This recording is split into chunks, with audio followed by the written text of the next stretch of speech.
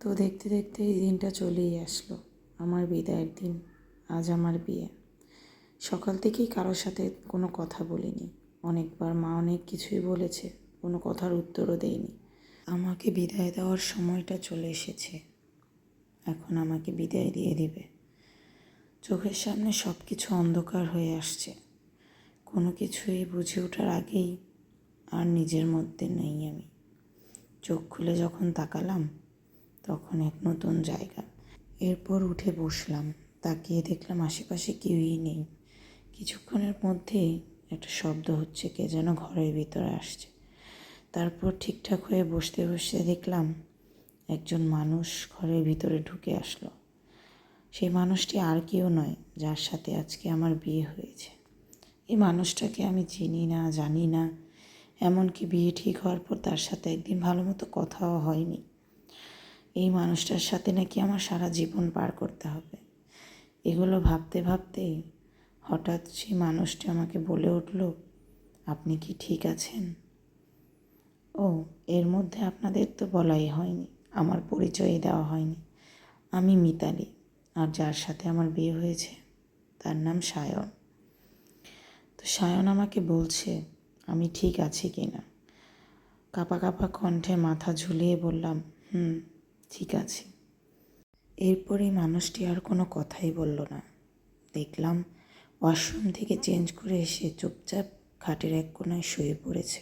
এরপর আমিও চেঞ্জ করে এসে ঘুমিয়ে পড়লাম। ভোর হয়ে গেছে, ফজরে আজান পড়ছে। ঘুমটা ভেঙে গেল। সারা রাতে একবারও ঘুম ভাঙেনি। উঠে বসলাম, গিয়ে নামাজটা আদায় করে নিলাম। কিছুক্ষণ ব্যালকনিতে দাঁড়িয়ে রইলাম। হঠাৎ শুনতে পেলাম দরজায় কে যেন নক করছে। তড়িঘড়ি করে গিয়ে দরজাটা খুললাম। দেখলাম একটা মেয়ে দাঁড়িয়ে আছে। এই তো অল্প বয়সী, 14-15 হবে। আমি চিনি না। সে আমাকে ভাবি বলে ডাকছে। বলছে, ভাবি আপনাদেরকে নাস্তার জন্য নিচে ডাকছে, তাড়াতাড়ি ভাইয়াকে নিয়ে চলে আসুন। মেয়েটার কথা শুনে মনে হলো হয়তো বা আমার হাজব্যান্ডের বোন। তো সঠিক ততটাও শিওর ছিলাম না। আমি মাথা নাড়িয়ে হ্যাঁ জানিয়ে ভিতরে চলে আসলাম। এরপর পিছন ফিরে দেখলাম সায়ন উঠে গেছে, ওয়াশরুমের দিকে যাচ্ছে। আমি আর কিছু বললাম না, খাটের উপর বসে আছি।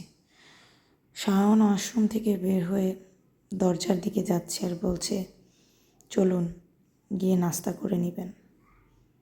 কিছু আর বললাম না, চুপচাপ তার পিছন পিছন হাঁটা শুরু করলাম।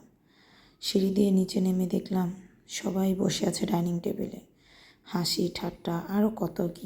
এরপর আর কি, আমার শাশুড়ি মা বলল সবাইকে খাবার বেড়ে দিতে। আমি সবার প্লেটে যার যার নাস্তা দিয়ে দিলাম। সবাই খাওয়া দাওয়া শেষ করে যার যার মতো চলে গেল। বাড়িতে অনেক মেহমান ছিল, বিকেল হতেই সবাই চলে গেল, পুরো বাড়ি ফাঁকা। শাওনের এক ভাই এক বোন, বোনটা ছোট। তো বাড়িটা একেবারে নিশ্চুপ হয়ে গেছে। শাওনও জানি কোথায় চলে গেছে। এই 2 দিনের মধ্যে শাওন আমার সাথে তেমন ঠিকভাবে কোনো কথাই বলেনি। তো এইভাবে দেখতে দেখতে সপ্তাহখানেক পার হয়ে গেল, কিন্তু এই মানুষটার সাথে আমার কোনো কথাই বলা হলো না। এরপর একবার চিন্তা করলাম, এই মানুষটা আমাকে কেনই বিয়ে করলো, কেন?